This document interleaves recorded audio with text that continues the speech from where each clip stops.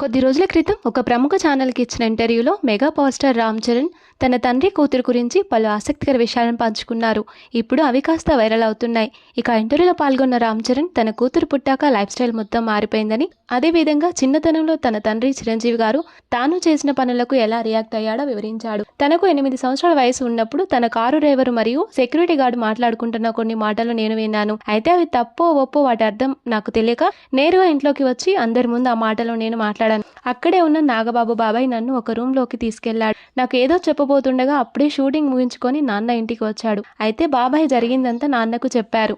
ఇక అది విన్న నాన్న బాబాయ్ని రూము నుంచి బయటకు పంపించేశాడు. మా తాతకు రిటైర్మెంట్ అయ్యేప్పుడు కొంతమంది బెల్ట్ని గిఫ్ట్గా ఇచ్చారు. ఇక బెల్ట్ తీసుకొని నాన్న మొదటిసారి నన్ను కొట్టారు. తర్వాత దగ్గరికి తీసుకొని నాకు కొన్ని విషయాలను చెప్పారు. చెడ్డ మాటలు మాట్లాడవద్దని, ఎక్కడ విన్నవి అక్కడే మర్చిపోవాలని, అనవసర విషయాలపై శ్రద్ధ పెట్టొద్దని నాన్న నాకు అర్థమయ్యేలా వివరించారు.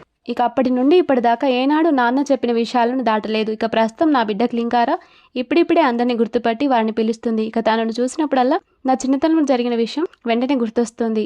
ఇక దాన్ని కొద్ది రోజుల క్రితం ఉపాసనతో షేర్ చేసుకున్నాను. ఇక నేను కూడా నా కూతురికి మా నాన్నలాగా మంచి విషయాలను, మంచి అలవాట్లు నేర్పిస్తాను. తండ్రిగా తనకు పూర్తి సమయాన్ని కేటాయిస్తానంటూ చెప్పుకొచ్చాడు రామ్ చరణ్.